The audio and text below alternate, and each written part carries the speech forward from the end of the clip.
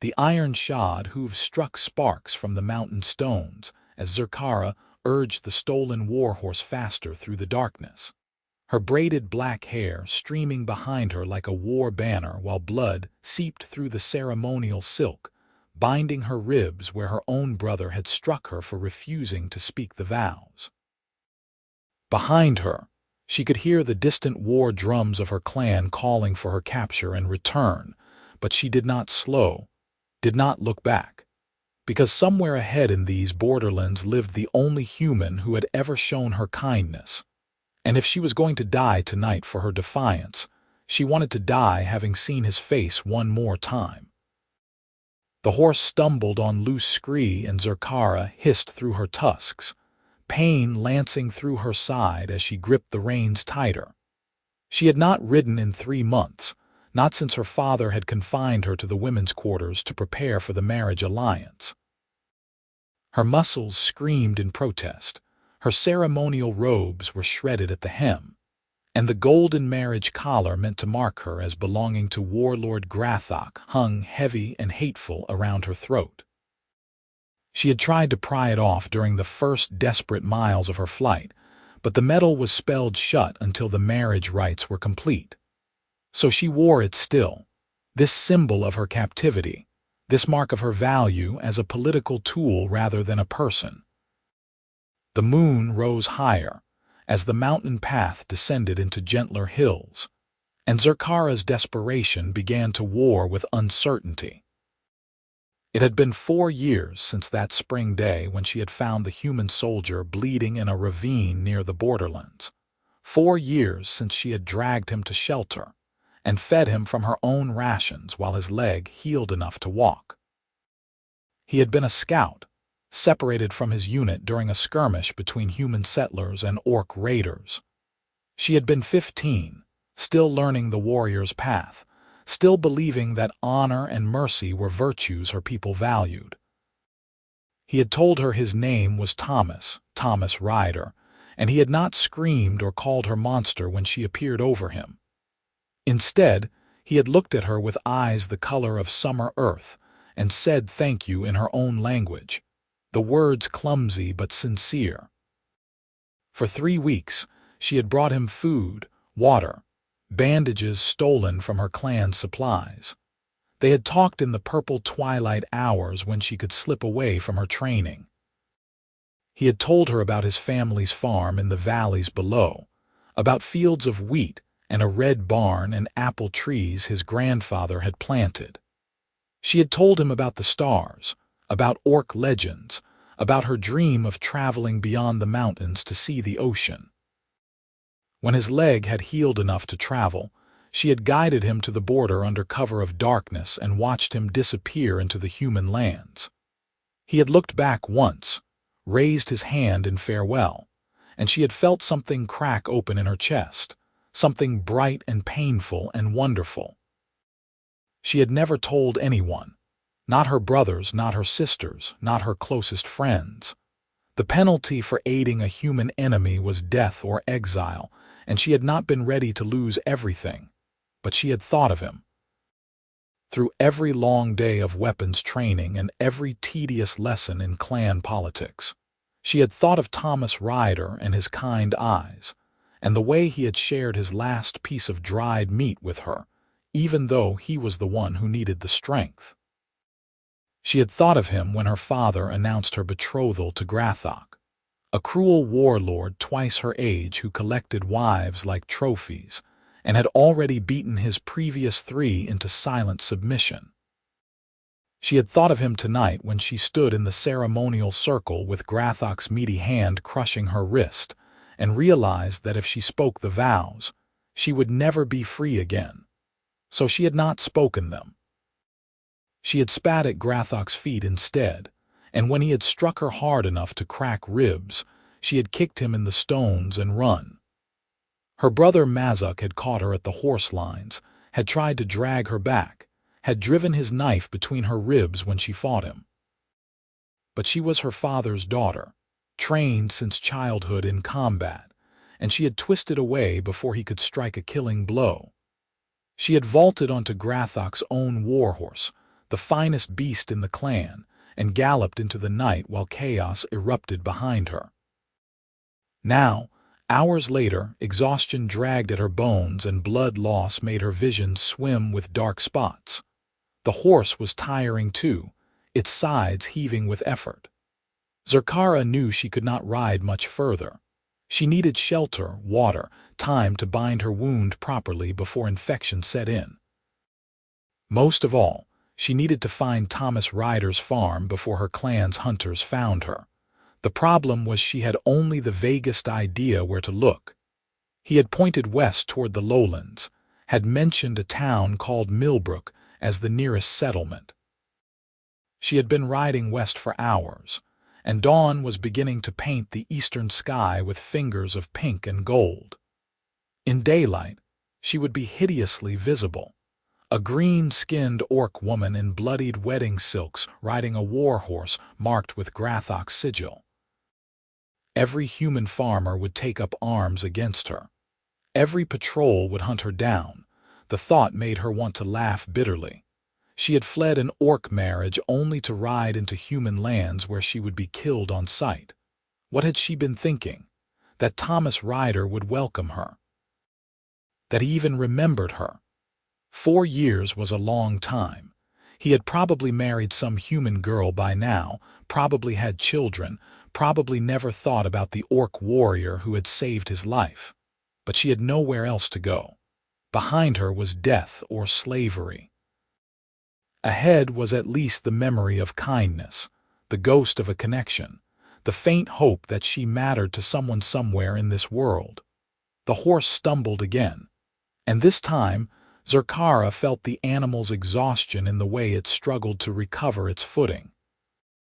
She could not push it further without risking a fall that would kill them both.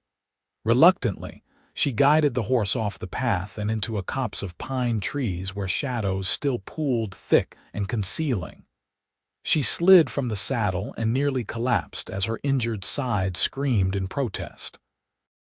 Her hand came away sticky with fresh blood when she pressed it to her ribs. The wound had reopened during the ride. She needed to rest, just for a few hours. Let the horse graze and recover, bind her wound properly. Then she would continue searching for the farm with the red barn and apple trees. She loosened the horse's girth and tied its reins to a low branch where it could reach the grass. Then she sank down against a tree trunk, pressed her cloak against her bleeding side, and let her eyes drift closed for just a moment. The sun was high overhead when voices woke her, sharp with alarm and authority. Zurkara jerked awake, reaching for a weapon she did not have, and agony exploded through her ribs. She bit back a groan and forced her eyes to focus. Through the trees, she could see figures on the path, human men on horseback wearing the leather armor of a local militia. They had not seen her yet, but they would soon. The war horse was clearly visible from the path, its distinctive markings impossible to miss. "That's an orc war horse," one of the men said, his voice carrying clearly in the morning air. "Raid party must be close." "Could be a trap," another replied. "Orcs use horses as bait sometimes, draw us into an ambush. We need to find them before they reach Millbrook. Alert the farms, get everyone to the town walls." Zurkara's heart hammered against her damaged ribs. She could not fight, not in her condition. She could barely stand, but if she stayed here they would find her within minutes and her death would be swift and brutal. She forced herself to her feet, using the tree trunk for support, and looked around desperately for any escape route. That was when she saw the farm. It lay in a valley below her hiding spot, perhaps half a mile distant. Fields of wheat rippled gold in the sunlight, and at the center stood a homestead with a barn painted red as heart's blood. Apple trees lined the southern fence, their branches heavy with late summer fruit. Thomas Ryder's farm. It had to be. Zurkara did not let herself think, did not let herself doubt. She untied the horse, used a fallen log to mount despite the screaming pain in her side, and urged the animal down the slope toward the farm at a desperate gallop. Behind her, shouts erupted as the militia spotted her. Arrows whistled past her head. One grazed the horse's flank, and the animal squealed but did not slow. She was going to die here. She knew it with sudden, cold certainty. Even if she reached the farm, Thomas would probably kill her himself. Why would he do anything else? She was an orc, the enemy, appearing on his land like a nightmare made flesh. But at least she would die having tried, having reached for the one moment of genuine connection she had ever known with another soul. The farm loomed closer. She could see a figure in the fields now, a tall man with brown hair turning toward the sound of hoofbeats and shouting. Her vision was graying at the edges from blood loss, but she kept the horse aimed straight at him, straight at the man who had once shared his last meal with her. Thomas. She tried to shout, but her voice came out as a ragged whisper. Thomas Ryder. She was within 100 yards of him now. 50. 20. She could see his face, older than she remembered but unmistakable, could see the shock widening his eyes as he recognized what was bearing down on him. Then her strength gave out entirely. She felt herself sliding from the saddle, felt the world tilting sideways, felt the hard impact as she hit the ground and rolled. Pain consumed everything. She could not breathe, could not see, could not do anything but lie in the dirt and wait for the end. Footsteps approached rapidly, multiple sets. The militia had caught up to her. It was over. Don't shoot. Thomas Ryder's voice rang out, hard with authority. Hold your fire, she's wounded. Sir, that's an orc. It could be dangerous, even injured, another voice protested. I said hold your fire. The command in Thomas's tone left no room for argument. Then he was kneeling beside her, and his hands were impossibly gentle as they turned her face toward the sky. Zurkara, is that you? He remembered her name. Through the pain and fear and exhaustion, that single fact struck her with the force of a hammer blow. He remembered. Came to find you, she managed to whisper in the human tongue, the words feeling strange and clumsy in her mouth. Nowhere else to go. His face blurred above her, but she heard the sharp intake of his breath as he pressed his hand to her side and felt the blood. She's bleeding out. Knife wound, at least one broken rib. I need to get her inside, get this wound sealed. Thomas, you cannot be serious, an older voice objected. That's an orc. Probably a scout for a raiding party. We should secure her, question her, send word to the capital. Look at her, Marcus. She's wearing wedding silks and she rode in alone. She's not a scout. She's running from something. Thomas's arms slid under her, lifting her with surprising strength despite her weight. Even half-conscious, Zurkara noticed that he had grown broader since she knew him, his frame filled out with the muscle of hard labor. I'm taking her inside. You can help me or get out of my way. There was a long pause. Then the older voice sighed. You are too soft-hearted for your own good, boy, but fine. We will post guards around your property in case she is bait for an ambush, but if this goes wrong, it's on your head. Understood, Thomas said shortly, and then he was moving, carrying her across the field toward the red barn and the house beyond. Zurkara tried to stay conscious, tried to hold onto awareness, but darkness pulled at her with irresistible weight. The last thing she felt before the void claimed her was Thomas's steady heartbeat against her cheek and his voice murmuring something she could not quite hear, something that sounded almost like a prayer of gratitude. When consciousness returned, it came in fragments, sensation before comprehension. Softness beneath her, that must be a bed. Clean linen smelling of lavender.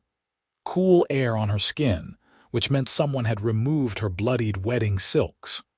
Bandages wrapped tight around her ribs, professionally done, barely hurting when she drew shallow breaths. Zurkara opened her eyes slowly, and found herself in a small room with whitewashed walls and a window that looked out over the apple orchard. Late afternoon, sunlight slanted through the glass, painting everything in shades of gold and amber. She was alive.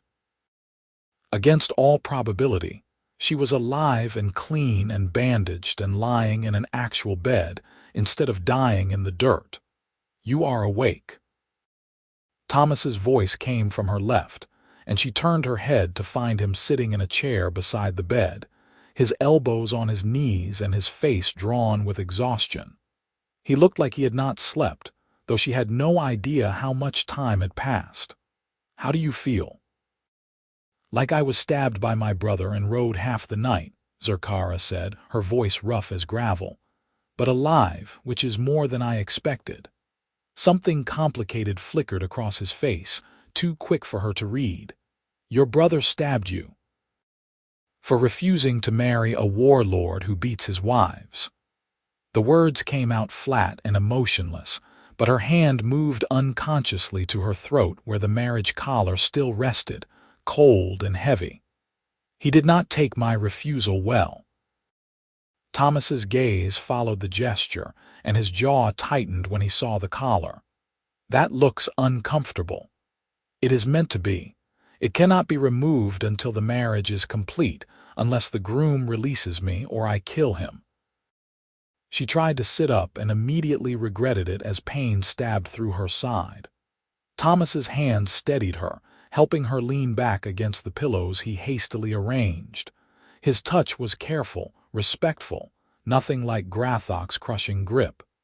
"You should not have helped me. Your people will think you are a traitor. Let them think what they want."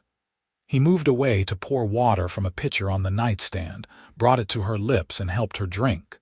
The water was cold and sweet, better than anything she had tasted in months. "You saved my life 4 years ago. You think I would turn you away when you needed help? I thought you might have forgotten me." Thomas's eyes met hers, and she was startled by the intensity in them. Brown shot through with flecks of green like sun through forest leaves. "I never forgot you. I looked for you after I recovered. Went back to the border, asked around. Nobody knew anything about an orc woman who helped humans. I figured maybe I had dreamed you, some fever hallucination from the pain and blood loss. But I remembered your name and the way you laughed when I tried to pronounce words in your language." He looked away, a faint color rising in his cheeks. "I hoped I would see you again someday. I just did not picture it happening with you bleeding out on my doorstep." Warmth bloomed in Zurkara's chest, fragile as a first flower in spring. "I thought about you too, more than I should have. My people would call it weakness. My people would call me a monster lover." Thomas said it without heat, just stating a fact. "I guess we are both breaking taboos here." A sudden wave of exhaustion crashed over Zurkara, and she closed her eyes against it. "How long have I been unconscious?" "About 6 hours. Your wound was deep but clean, no major organs hit. I stitched it closed and gave you some herbs for the pain and infection. You will need to rest for at least a week, probably longer, before you are strong enough to travel." He hesitated. "Assuming you were planning to travel. Where were you going to go?" The question struck at the heart of her fear, the reality she had been avoiding since she fled. "I do not know. I cannot go back to my clan. They will kill me for refusing the marriage and stealing Grathok's horse. But I cannot stay in human lands either." "Your people hate mine." "Then stay here," Thomas said simply, "at least until you are healed. After that we will figure something out." Zurkara opened her eyes and stared at him. "You would shelter me, an orc fugitive who will bring trouble to your door. You are not trouble. You are a person who needs help, and you helped me once when you did not have to." His expression was stubborn, determined in a way that reminded her why she had trusted him in the first place. "Besides, I already told the militia commander you are staying. He was not happy, but he agreed to give you a chance if you swear not to harm anyone." "I swear it," Zurkara said immediately. "On my ancestors' honor, I will harm no one here unless they attack me first." Thomas nodded, satisfied. "Good enough for me. Now, you need to eat something. I will bring you soup. Do not try to get up while I am gone, understand? You will tear your stitches." He left before she could protest, and Zurkara found herself alone in the quiet room with only her thoughts for company. She should feel afraid, or at least uncertain. She was alone in enemy territory, badly wounded, with nowhere to go and no plan beyond a desperate flight to the one person who had shown her kindness. But instead, she felt something she had not experienced in months: safe. For the first time since her father announced her betrothal, she felt like she could breathe without the weight of her future crushing her chest. She looked around the room more carefully now, taking in details she had missed before. The furniture was simple but well made, the work of someone who took pride in craftsmanship. A woven rug covered the floor, bright with geometric patterns. On the dresser sat a small clay vase filled with wildflowers, purple and yellow and white. Someone had put those there recently, maybe this morning. Thomas. The thought made her smile despite everything. He returned carrying a wooden bowl of soup that smelled rich and savory, chicken and vegetables and herbs. He helped her sit up again, waited patiently while she ate slowly, her appetite returning with the first few bites. The soup was good, simple but flavorful, the kind of meal that came from a practiced hand. "You learned to cook," she observed between spoonfuls. Thomas shrugged, a smile tugging at one corner of his mouth. "Had to. Mother died 3 years ago and father remarried and moved to town. He left me the farm. It is just me here now, me and a hired hand who comes to help with harvest. You learn to cook when the alternative is starving." "I am sorry about your mother." The orc words for condolence felt inadequate, so she switched to human speech. "She raised a good son." He ducked his head, clearly uncomfortable with the praise. "She would have liked you, I think. She always said strength and honor were more important than what color someone's skin was." He took the empty bowl when she finished, set it aside. "You should rest now. The herbs I gave you will make you drowsy. Sleep as much as you need." Zurkara wanted to protest that she had already slept enough, but even as she thought it, her eyelids grew heavy. Whatever herbs Thomas had used in the soup were powerful. "Will you still be here when I wake? I will check on you regularly," he promised. "The farm does not run itself, but I am not going anywhere. You are safe here, Zurkara. I give you my word." She believed him. More than that, she trusted him in a way she had never trusted anyone in her clan, not even her sisters. As sleep pulled her under again, she thought she felt his hand rest briefly on her forehead, warm and gentle, a benediction. The days that followed developed a rhythm that was both strange and comforting. Each morning, Zurkara woke to find sunlight streaming through the window and the sound of Thomas working in the fields below. He would bring her breakfast, check her bandages, help her eat when her side hurt too much to move properly. Then he would disappear to tend the farm, and she would drift between sleep and wakefulness, healing slowly but steadily. By the third day, she was strong enough to sit up without help, strong enough to argue when Thomas tried to feed her like a child. "I can hold a spoon," she insisted, her pride pricked by her own weakness. "I am not helpless." "I know you are not," Thomas said mildly, handing over the bowl. "But you are stubborn enough to tear your stitches rather than admit you need help, so forgive me for being cautious." "I am not stubborn," Zurkara protested, then caught his amused look and had the grace to feel embarrassed. "Fine. Maybe I am a little stubborn." "A little," Thomas agreed solemnly, but his eyes were laughing. "It is one of your better qualities, honestly. That and the way you kicked a warlord in the stones rather than marry him. That took courage." Zurkara snorted. "That took desperation. Courage would have been refusing months ago when my father first announced the betrothal. You refused when it mattered. Thomas settled into the chair beside her bed, the one he seemed to have claimed as his own. That is what counts. How are you feeling today? Any fever, excessive pain? The pain is less, she admitted. More of an ache now than a stabbing.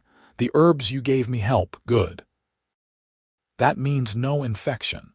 You should be able to get up and move around a bit in another day or two, as long as you are careful. He hesitated, then asked the question she had seen hovering behind his eyes for days. Have you thought about what you will do when you are healed? It was the question she had been avoiding, the reality she did not want to face. Not really. I cannot go back to my clan, but I cannot live among humans either. Eventually, someone will decide I am too dangerous to keep around, and I will have to run again. What if you did not have to run?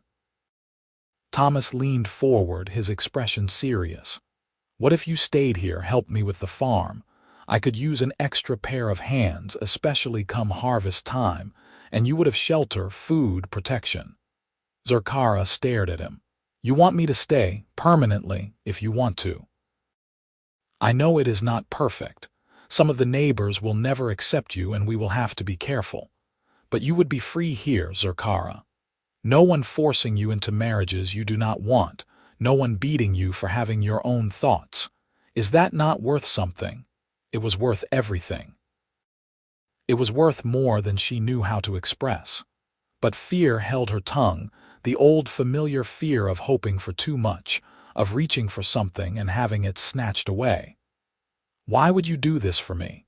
You barely know me. Thomas was quiet for a long moment, his gaze turned toward the window where sunlight painted the orchard gold and green. When I was lying in that ravine with my leg broken and fever burning through me, I thought I was going to die. I made my peace with it. Then you appeared, and you were the most terrifying and the most beautiful thing I had ever seen. He looked back at her, and something in his expression made her breath catch. You saved my life, yes, but more than that, you treated me like a person worth saving. You talked to me, listened to me, shared your food even though you had little to spare. You made me feel like I mattered. Nobody had ever done that before, not even my own family. Of course you mattered, Zurkara said, baffled. You were hurt, you needed help. You are an orc, I am human. We are supposed to be enemies. You could have left me to die, should have left me to die by your people's laws. But you did not. And I have spent 4 years wondering why, wondering what made you different, wondering if I would ever get the chance to know you properly. He smiled, crooked and self-deprecating. Now you are here, and I am not letting you go without a fight. So yes, I want you to stay. I want you to have the freedom and safety you deserve. And selfishly, I want the chance to be your friend if you will let me. Zurkara felt something shift in her chest, like ice breaking up in a spring thaw. Friend. Such a simple word, but it carried the weight of everything she had been craving without knowing how to name it. Connection. Acceptance. The possibility of mattering to someone. I would like that, she managed, her voice rough with emotion she did not know how to process. I would like to stay, at least for a while, if you are certain. I am certain, Thomas said firmly. Then, before she could respond, he stood and moved to the dresser where he had placed her belongings, the few things she had managed to bring with her. He returned carrying something that made her flinch, a heavy iron key. This was in the saddlebag on the war horse. I am guessing it is important. Zurkara's hand flew to the collar around her throat. That is the key to this cursed thing. Grathok must have brought it to the ceremony. Hope surged through her, painful in its intensity. You could remove it. Thomas turned the key over in his hand, studying it. Is there any magic on this collar that will harm you if someone other than your betrothed removes it? I do not think so. It is meant to prevent the bride from removing it herself, to symbolize that she belongs to her husband now. Bitterness sharpened her tone. but there is no spell to stop someone else from taking it off. Then, let me. Thomas moved behind her, and she felt his fingers gentle against the nape of her neck as he fitted the key into the lock. Tell me if I hurt you. You could never hurt me, Zurkara said, and meant it with a ferocity that surprised them both. The lock clicked open with a sound like freedom. The collar fell away, and Zurkara gasped as the weight lifted, as air touched skin that had been covered for months. She raised her hands to her bare throat, hardly believing the collar was truly gone. Without it, she felt lighter, younger, like some essential part of herself had been returned. Better? Thomas asked softly, coming back around to face her. So much better. Zurkara met his eyes, willing him to understand what this meant, what he had just done. Thank you for everything, for the healing, for the shelter, for this. I do not know how I will ever repay you. You already did, Thomas said. 4 years ago, when you decided a dying human soldier's life was worth saving. Everything else is just returning the favor. They looked at each other for a long moment, and something passed between them, some acknowledgement of connection too deep to name. Then Thomas cleared his throat and stepped back, suddenly awkward. I should let you rest. Call if you need anything. He left quickly, and Zurkara sank back against the pillows, her fingers still touching her throat where the collar had been. She felt raw, exposed, vulnerable in ways that had nothing to do with her healing wound. Thomas Ryder had just offered her everything she had been searching for: freedom, safety, the chance for a new life. And more than that, he had offered friendship, had admitted he wanted her company for its own sake. It was more than she had dreamed possible. It was terrifying. Over the next week, Zurkara's strength returned in increments. By the 5th day, she could walk around the room without pain. By the 7th, Thomas helped her downstairs to sit in the main room of the farmhouse while he prepared dinner. She looked around with interest, taking in the details of his home.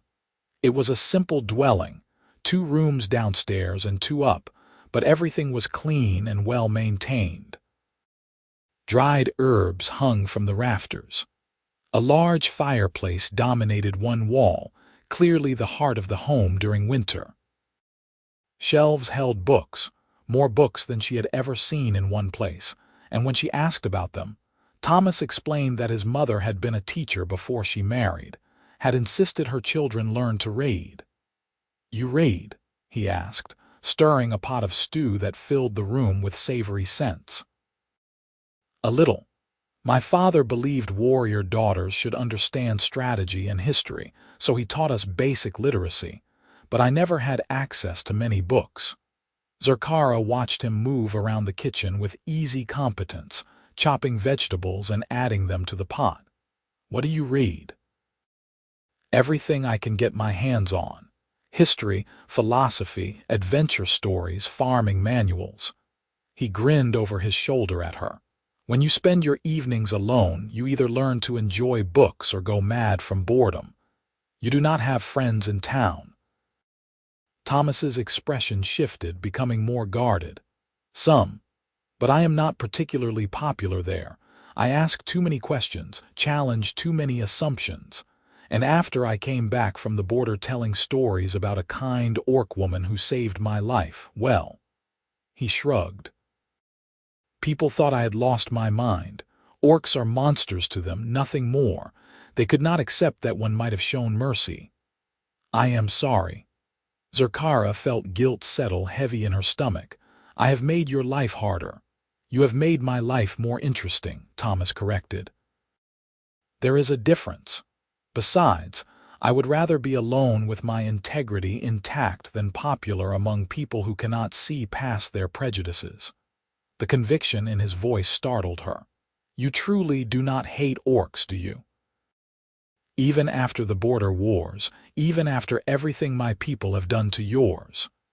Thomas dished stew into bowls and brought them to the table, settling across from her before he answered. I hate violence. I hate cruelty.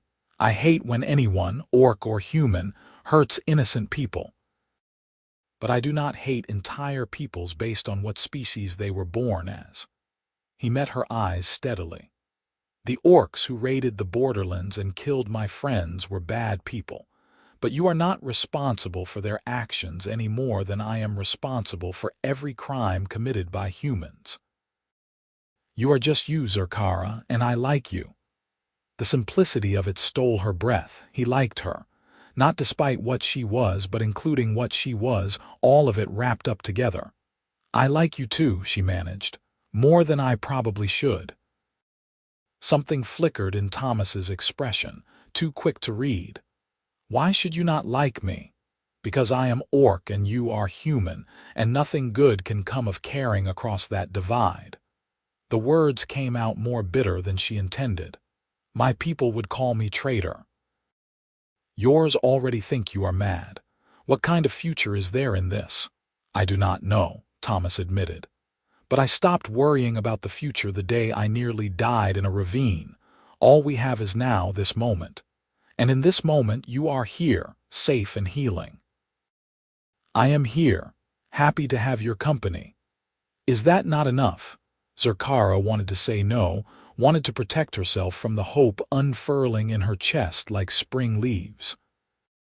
But looking at Thomas across the table, seeing the openness in his face and the stubborn kindness that had made him shelter her even when it put him at risk, she found she could not lie. Yes, she said quietly, that is enough. They ate in companionable silence, and Zurkara thought that maybe, just maybe, she had found something worth fleeing for. The days stretched into weeks, summer fading into early autumn. Zurkara's wound healed cleanly, leaving only a puckered scar along her ribs.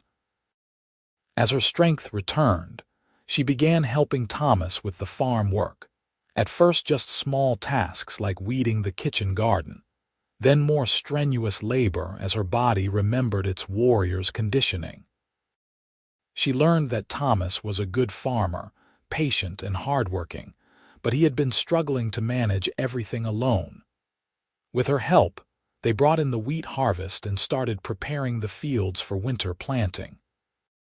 She learned human farming techniques, so different from the hunting and raiding culture of her clan. There was a rhythm to farm life, a seasonal pattern that felt right in ways she had not expected.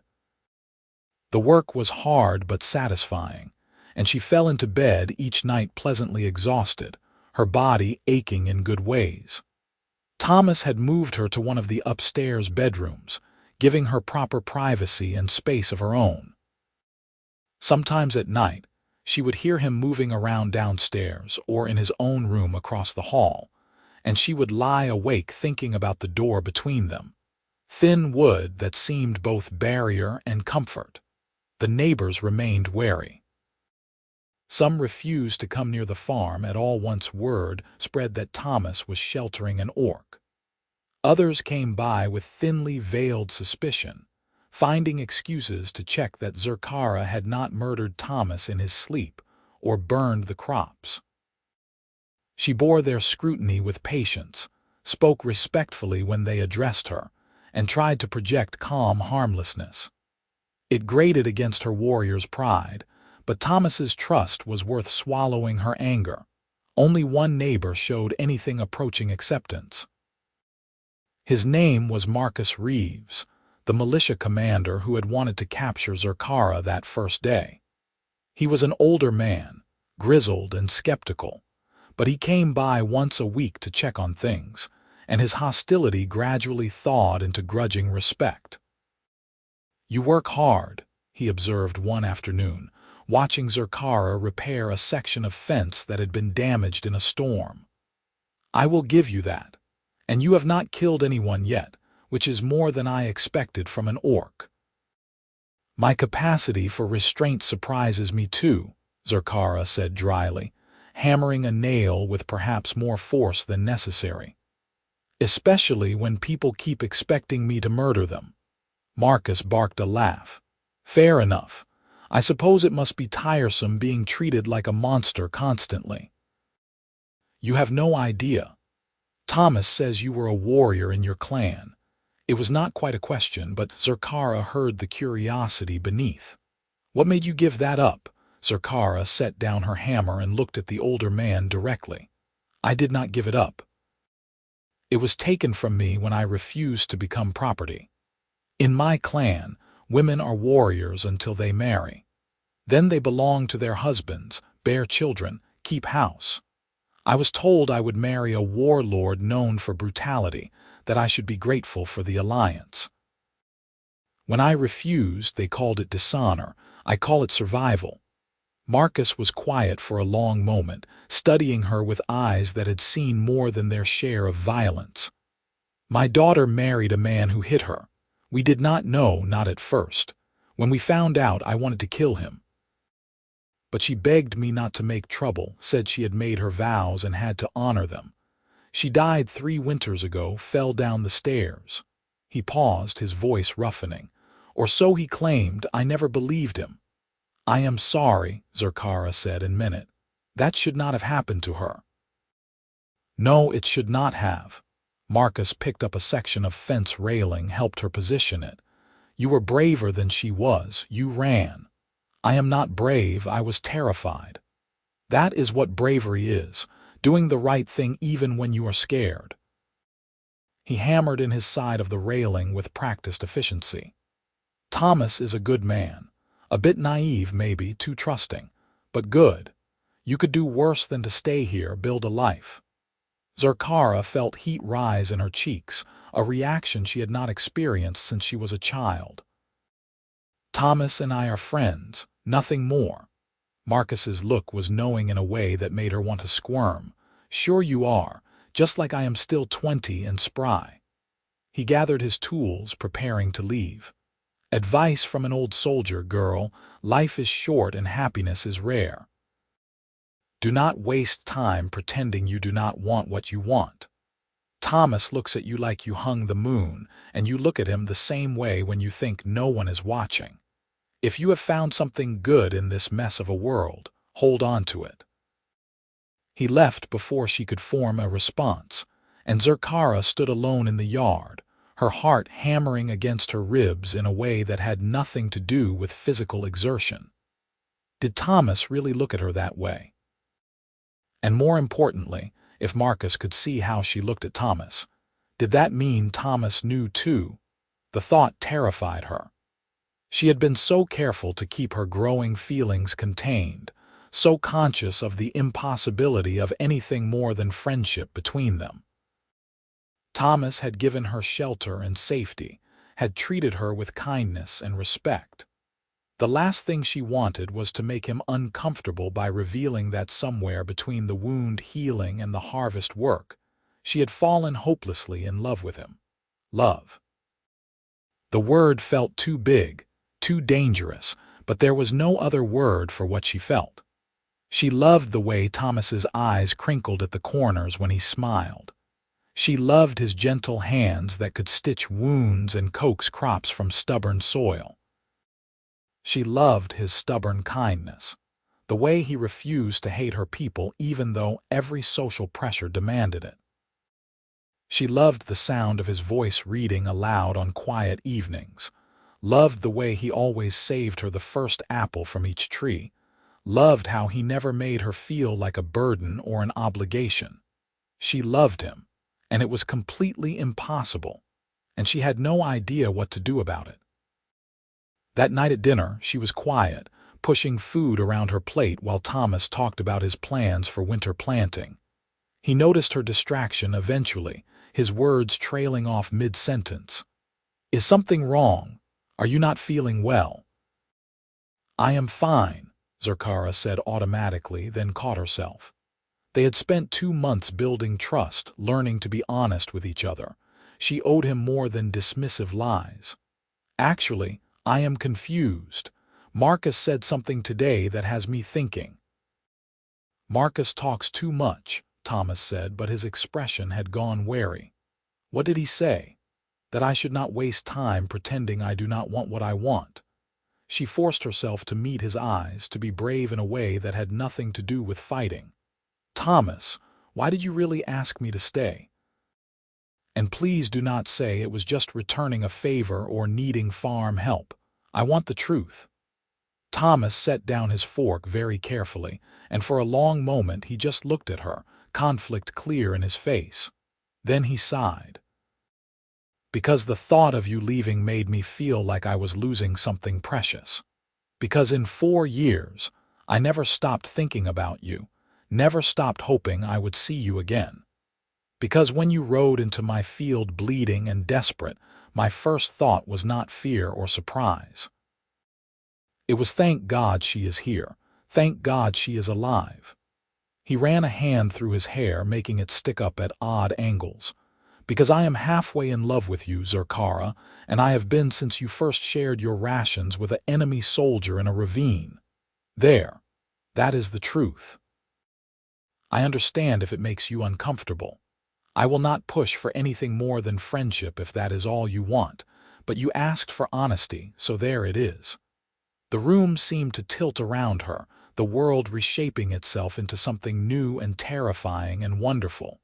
"You love me." "I do. I know it is impossible, I know it is foolish, but there it is." Thomas laughed, short and bitter. "You are probably thinking I am an idiot." "No." Zurkara stood, moving around the table to where he sat. Her heart was beating so hard she thought it might break free from her chest. "I am thinking that I love you too, and I have been terrified to admit it because I did not think you could possibly feel the same." Thomas stared at her, hope and disbelief warring in his expression. "You love me, truly, truly." She knelt beside his chair so they were eye level, so he could see the sincerity in her face. "I love your kindness and your courage. I love how you see me as a person, not as a monster or a political tool. I love working beside you, learning from you, laughing with you. You make me feel like I matter, like I have value beyond my ability to fight or bear children. You make me want to be better, braver, more than what my clan wanted me to be." Her voice dropped to barely above a whisper. "I love you, Thomas Ryder, and it is the most terrifying thing I have ever admitted." Thomas reached out slowly, giving her time to pull away, and cupped her face in his hands. His palms were calloused from farm work, warm against her skin. "Can I kiss you?" Zurkara nodded, not trusting her voice, and then his mouth was on hers, gentle and questioning. She had never been kissed before, had never wanted to be, but this felt right in a way nothing else ever had. She leaned into him, her hands coming up to rest on his shoulders, and deepened the kiss with an urgency that surprised them both. When they finally pulled apart, both breathing hard, Thomas rested his forehead against hers. "This is going to be complicated." "I know," Zurkara said. "My people will call me traitor. Yours will call you worse. There will be anger, suspicion, possibly violence." "Worth it," Thomas said firmly. "You are worth any amount of trouble, Zurkara, I mean that. You are worth it too." She kissed him again, softer this time, savoring the newness of it. "But we need to be careful. I do not want you hurt because of me. Then we will be careful together." Thomas stood, pulling her up with him, and wrapped his arms around her in a proper embrace. She tucked her head against his shoulder, fitting against him despite their height difference, and felt something settle in her chest. Peace. Belonging. Home. They stood like that for a long time, holding each other in the quiet farmhouse while the autumn wind whispered outside. Eventually, they moved to the hearth, sitting close together on the rug while the fire crackled. Thomas read aloud from one of his books, some adventure story about sailors and sea monsters, and Zurkara leaned against him and felt happier than she had ever been. The happiness could not last uninterrupted. She had known that, had been braced for it, but the trouble came from a direction she had not expected. It was late October, nearly 2 months since her arrival, when riders appeared on the road to the farm. Zurkara spotted them from the field where she was harvesting the last of the squash, and her blood went cold. She recognized the armor, the weapons, the way they sat their horses. Orc warriors, and at their head rode a figure she knew too well, her brother Mazuk. She dropped the squash and ran for the farmhouse, her heart hammering. Thomas was inside, working on repairing harness leather. He looked up when she burst through the door, saw her expression, and immediately set aside his work. "What is wrong? My brother is here, with warriors." Fear made her voice sharp. "They have come for me." Thomas moved to the window, peered out at the approaching riders. His jaw tightened. "How many?" "5 that I can see, maybe more hidden." Zurkara grabbed his arm, desperation rising. "Thomas, you need to hide. If they think you helped me willingly, they will kill you. Tell them I forced you, threatened you. Tell them whatever you need to survive." "I am not hiding," Thomas said flatly.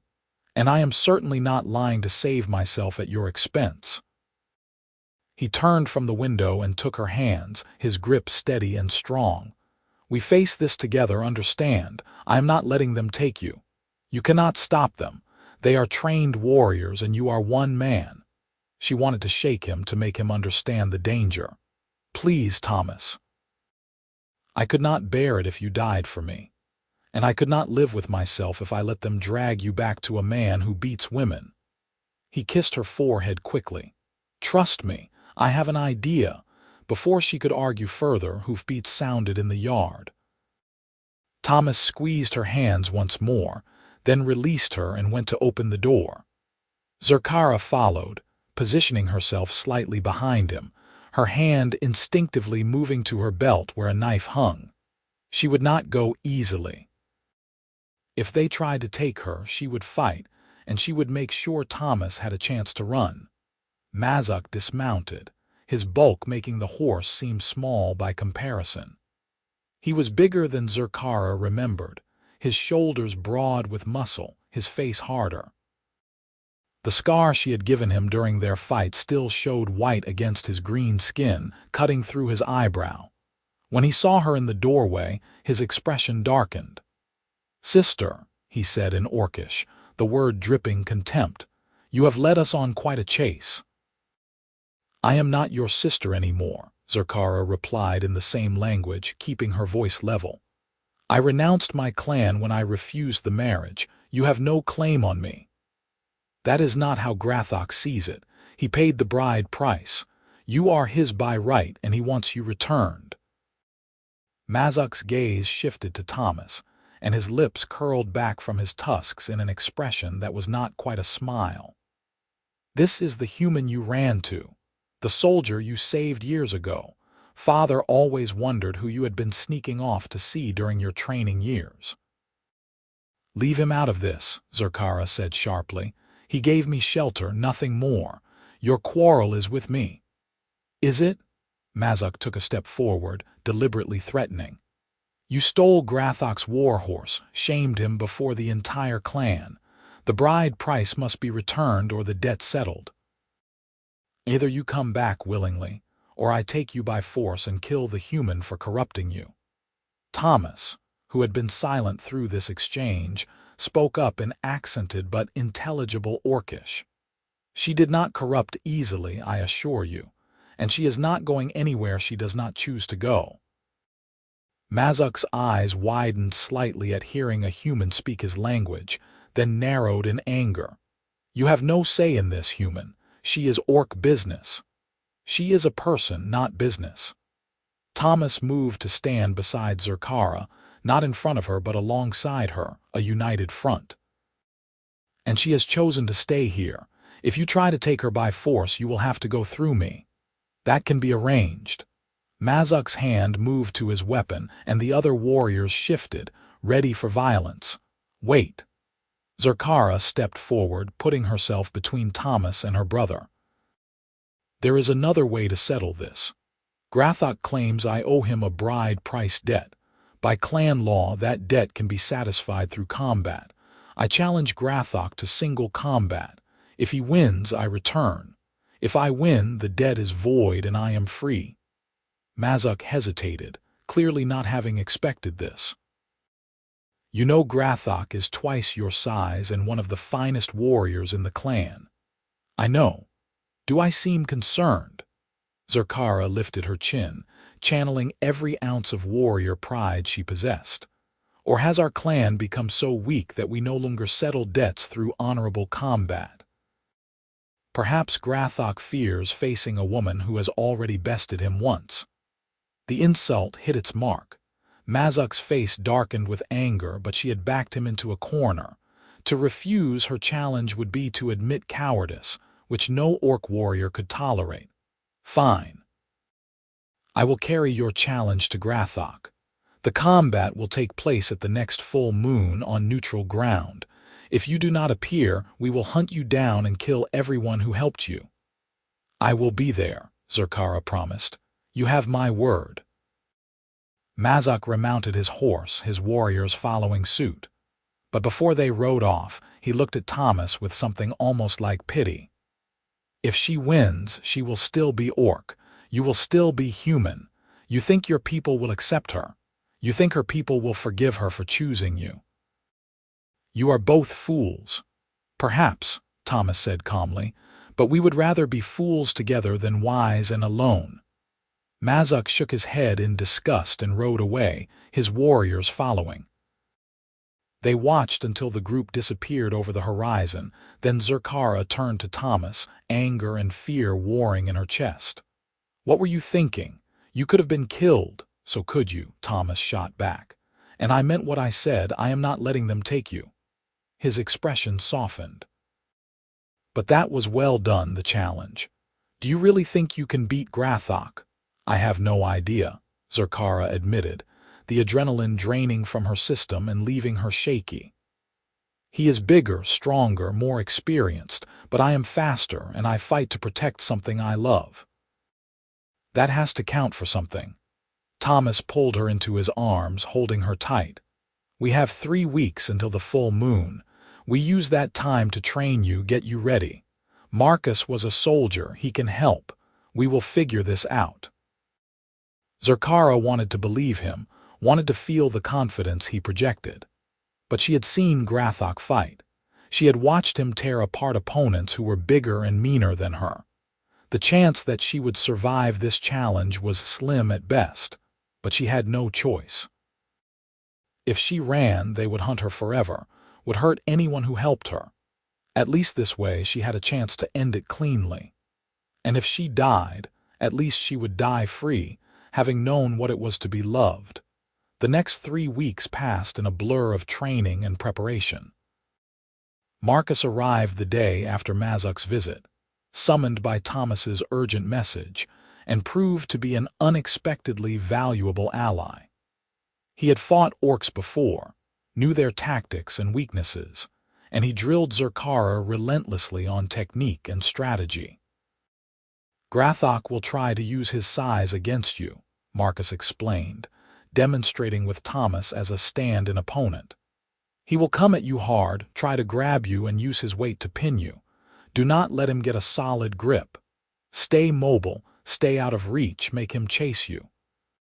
Tire him out before you commit to any serious strikes. Zurkara practiced until her muscles screamed, until she could anticipate Thomas's attacks before they landed, until her reflexes were sharp as broken glass. Thomas sparred with her despite having minimal combat training, letting her use him as a moving target, learning to read her tells and helping her eliminate them. At night, they would collapse exhausted into bed, Zurkara in Thomas's arms, and she would lie awake listening to his heartbeat and wondering if these would be their last peaceful moments together. They talked about the future sometimes, making plans neither of them was certain they could keep. Thomas wanted to expand the farm, maybe buy some sheep. Zurkara wanted to travel, see the ocean she had dreamed of as a child. They both wanted a life where they did not have to hide their love, where they could simply be together without fear or judgment. When you win this fight, Thomas said one night, his breath warm against her hair, we should get married. Properly, I mean. I know human customs are different from orc ones, but I want everyone to know you are mine and I am yours. Zurkara's throat tightened. You want to marry me? Even though it will make your life harder, make you an outcast among your own people. I want to marry you because I love you and I want to spend my life with you, Thomas said simply. Everything else is just details.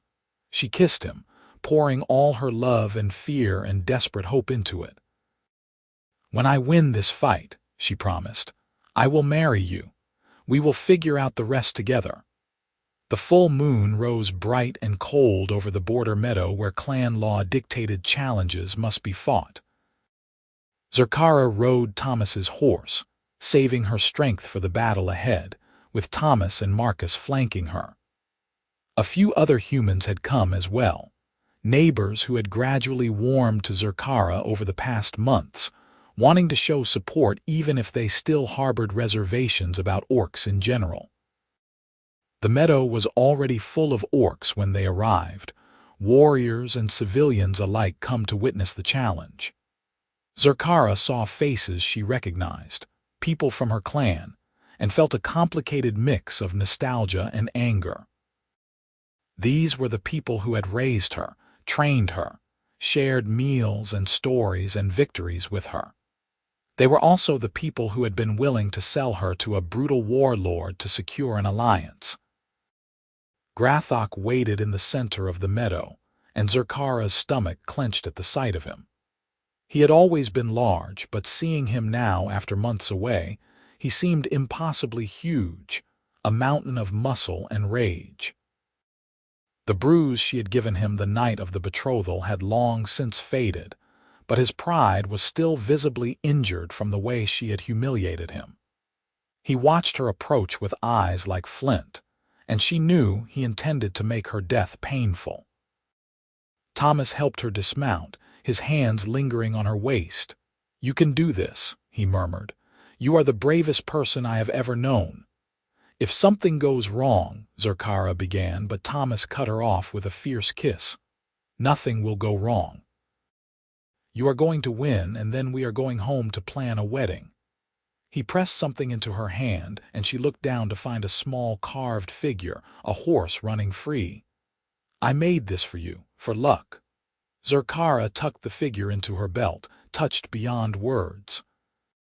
Then she turned and walked into the challenge circle, forcing her spine straight and her head high. She would face this like the warrior she had been trained to be. The clan elder who would judge the combat stood between them, his face impassive. Zurkara of the Stone Claw clan challenges Grathok of the Black Blade clan to single combat to settle the bride price debt. The combat will be to submission or death. Do both parties accept these terms? "I accept," Zurkara said clearly. "I accept," Grathok rumbled. "And when I am done with you, girl, I will kill your human pet and anyone else who helped you flee."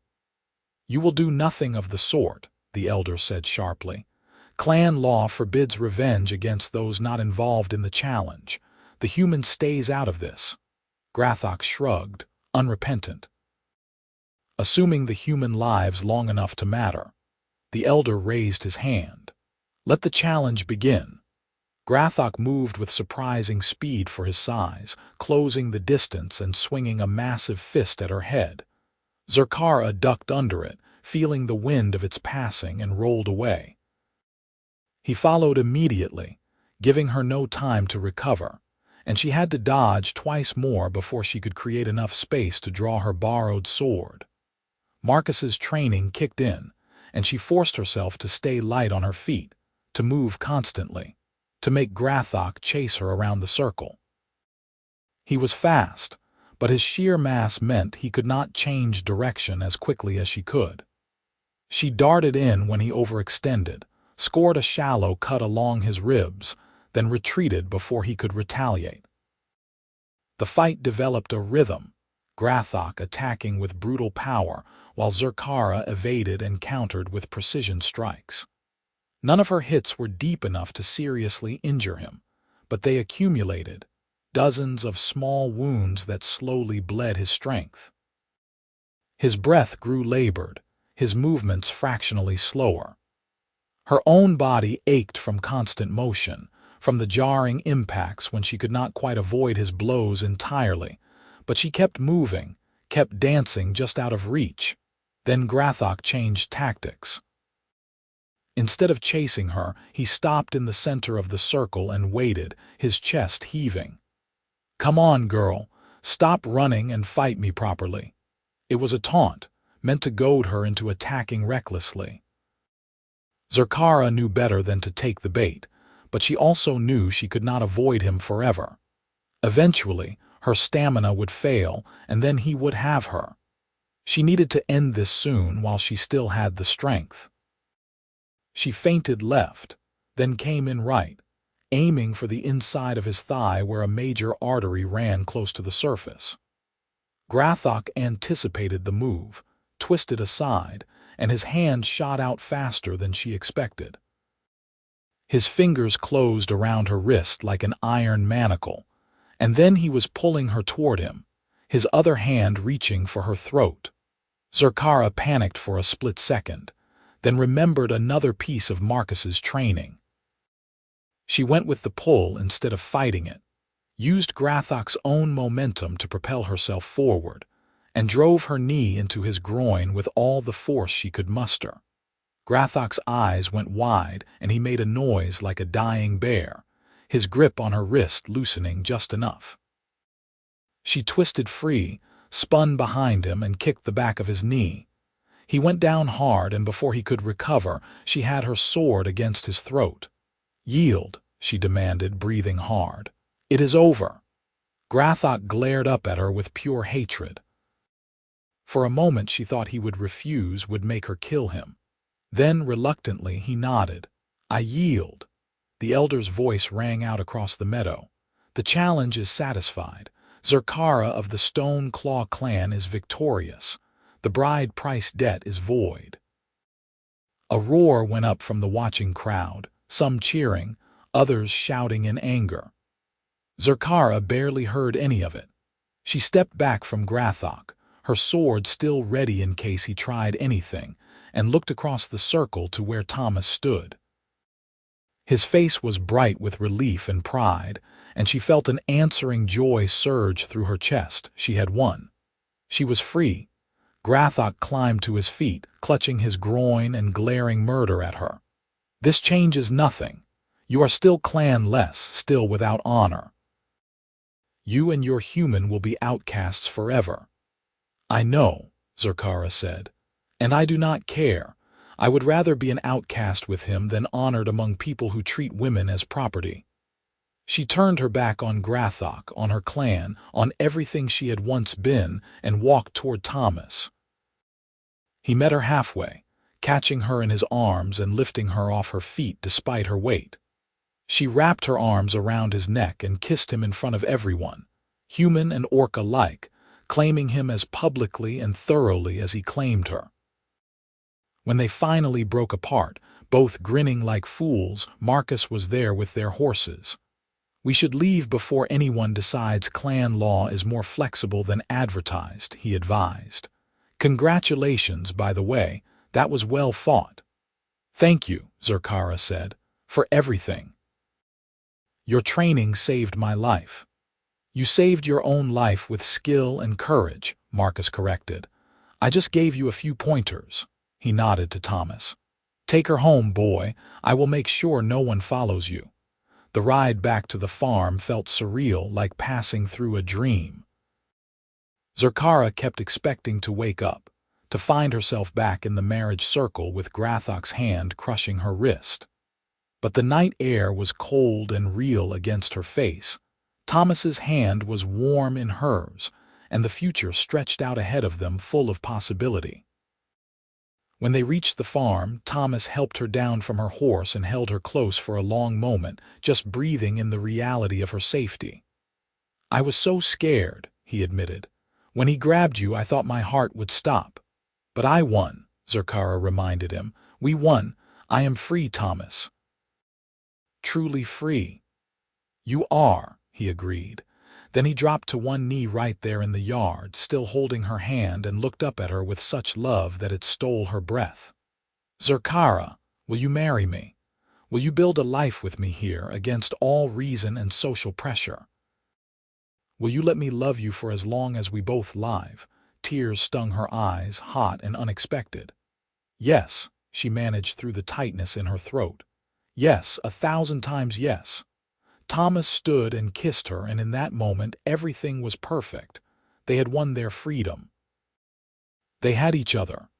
Whatever challenges lay ahead, they would face them together. The wedding took place a month later, in the meadow behind the farmhouse with the apple orchard as a backdrop. Marcus stood as witness, along with a handful of neighbors who had come to accept that Thomas was serious about this unprecedented union. There was no orc representation, but Zurkara found she did not mind. She had chosen her family, and it consisted of the kind human who had offered her shelter when she had nothing, the gruff militia commander who had learned to see past her green skin, and the small community that had gradually opened their hearts to an outsider. The ceremony was simple, a blending of human and orc traditions. They exchanged vows under the open sky, promising loyalty, love, and partnership.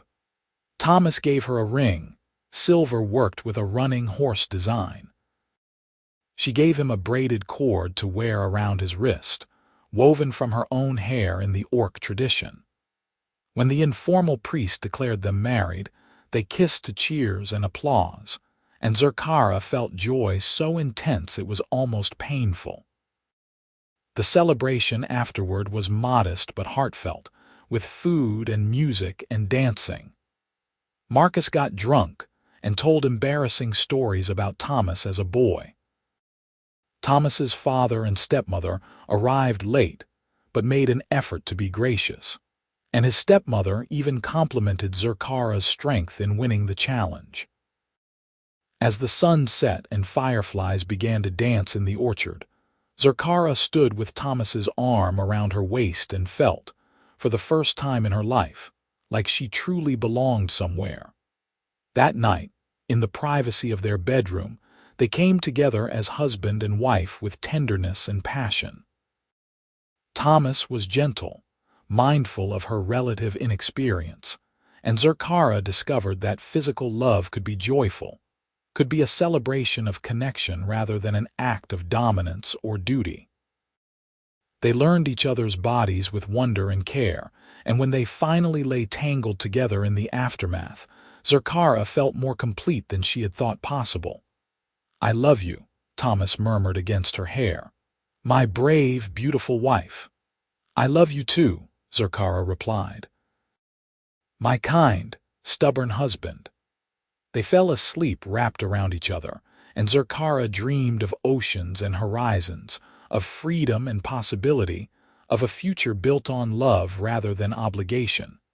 Winter came gently to the farm, with light snows and moderate cold.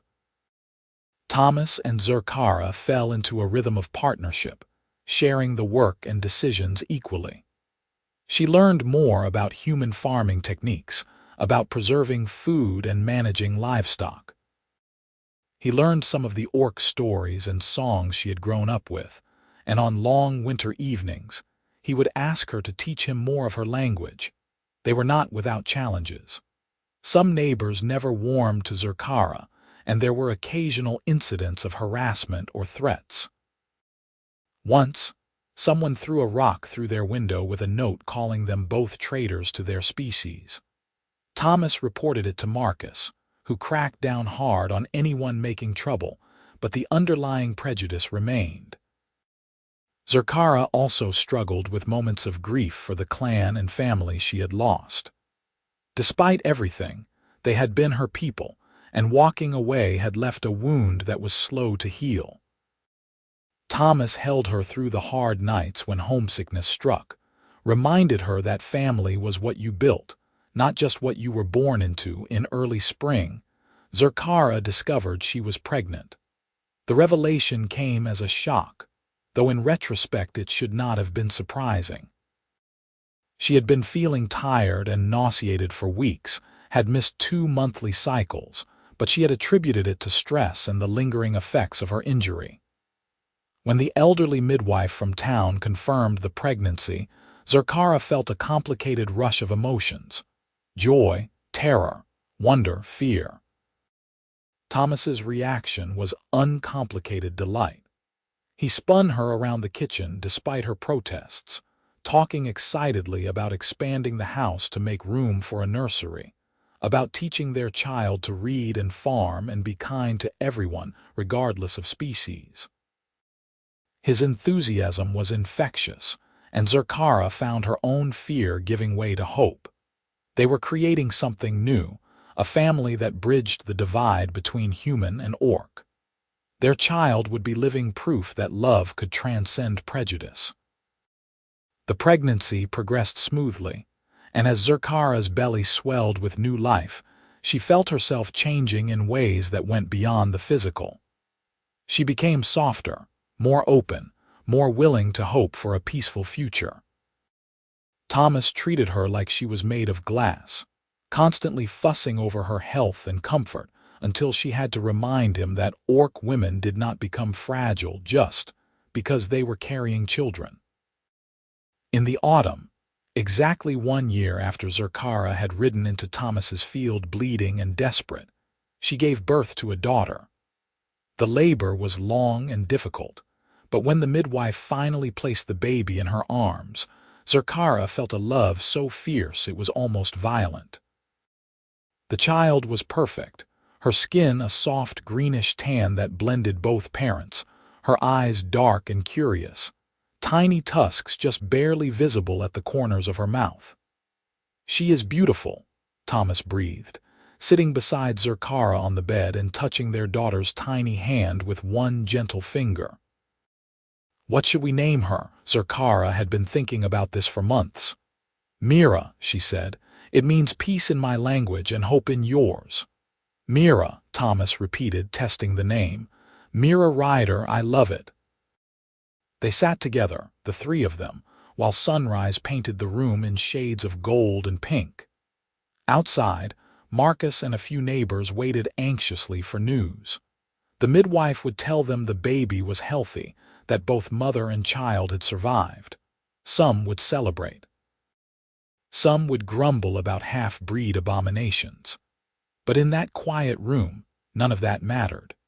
In that moment, there was only love, pure and uncomplicated and whole. Over the following months, Zurkara watched their daughter grow with a mixture of wonder and fierce protectiveness. Mira was a happy baby, quick to smile and curious about everything. She had her father's kindness and her mother's determination, and she was loved fiercely not just by her parents but by their small chosen family. Marcus became an honorary grandfather, visiting regularly to bring gifts and tell stories. The few neighbors who had accepted the union became aunts and uncles in all but name. There were difficult moments, too. Once, when Zurkara took Mira to town for supplies, a woman spat at them and called the baby a monster. Zurkara had wanted to respond with violence, but Thomas's hand on her shoulder stopped her. "She is not worth it," he murmured. "We know what our daughter is, a beautiful gift. That woman's ignorance is her own burden to bear."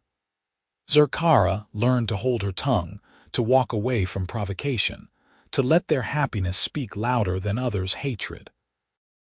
It was not easy, went against every warrior instinct she possessed.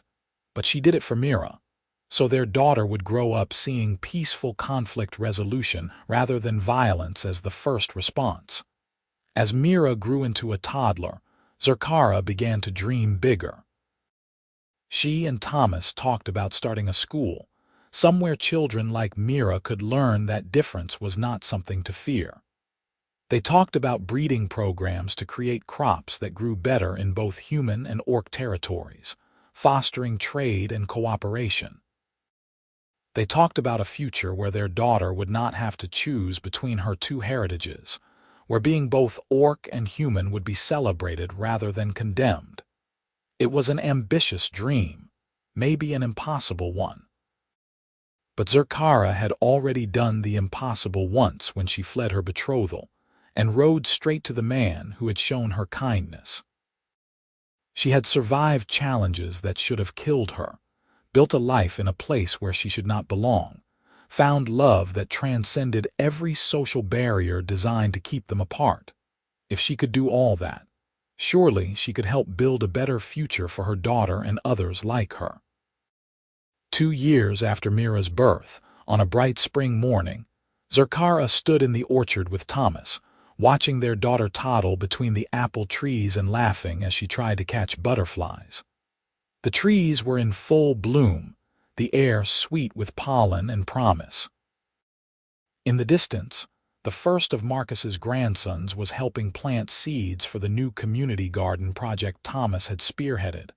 Life was good, not perfect but deeply good, full of love and purpose. Thomas slipped his hand into hers, lacing their fingers together. "You ever regret it? Leaving your clan, choosing this life?" Zurkara looked at him, at this man who had given her everything, who had seen her as a person worth saving when she was at her most desperate.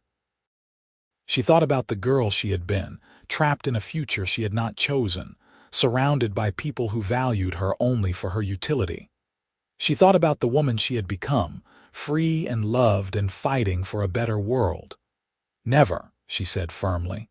"Not for a single moment."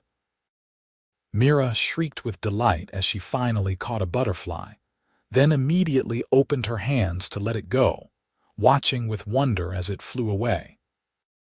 Thomas and Zurkara laughed together, the sound mingling with their daughter's joy, and in that perfect moment, Zurkara knew she had made the right choice. She had fled her betrothal on a stolen horse, riding straight to the man who had once fed her, and in doing so, she had found everything she had never known to hope for: freedom, love, family, purpose. The road had been difficult, would continue to be difficult, but she walked it with Thomas beside her and their daughter's future stretching bright before them. She had been brave enough to run toward hope instead of away from fear, and it had made all the difference. Years continued to pass in the way they do when life is full and purposeful, each season bringing its own joys and challenges. The farm prospered under their joint management, became known throughout the region for its quality produce and livestock. More importantly, it became known as a place of acceptance, where humans and the occasional orc trader could meet and deal fairly with each other. Zurkara's reputation spread through both human and orc communities, though in very different ways.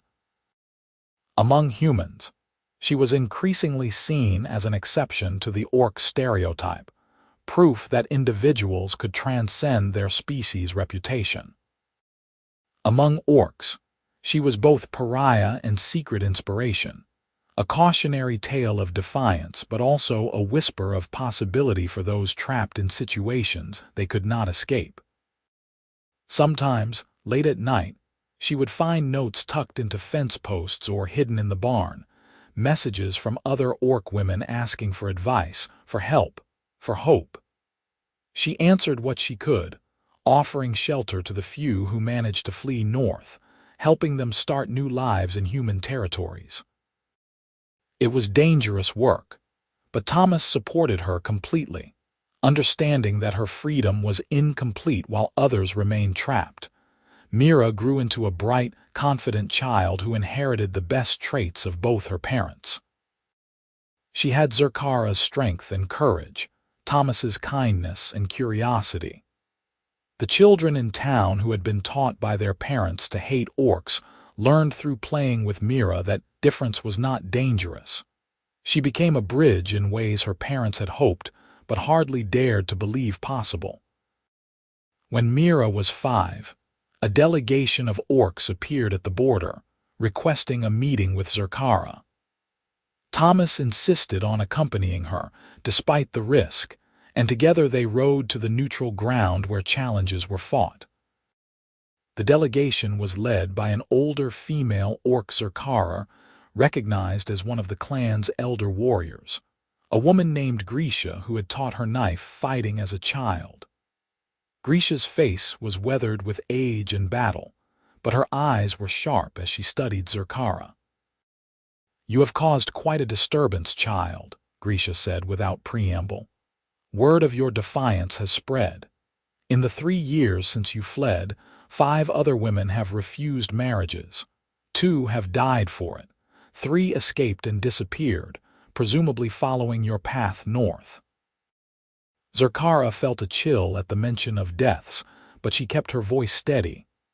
"I am sorry for those who died, but not sorry for refusing to accept a future that would have destroyed me." "Nor should you be," Grisha said, surprising her. "I come bearing a message from the clan mothers. We have been talking, those of us old enough to remember when women had more choice in their fates. Your defiance has sparked something, a conversation that was overdue. There are those among us who wish to see change." "And the warlords who benefit from the current system?" Thomas asked quietly. Grisha's smile was grim. "They resist, of course, but even they recognize that losing potential warriors to flight and execution is not sustainable. We are here to propose a compromise. Return to the clan. Help us navigate these changes from within. Your voice would carry weight." Zurkara felt Thomas tense beside her, but she was already shaking her head before Grisha finished speaking. "No, I have built a life here, a family. I will not abandon them to return to a clan that would have enslaved me, even if your return could help change the system for others." Grisha pressed. "I am changing the system from here," Zurkara said firmly.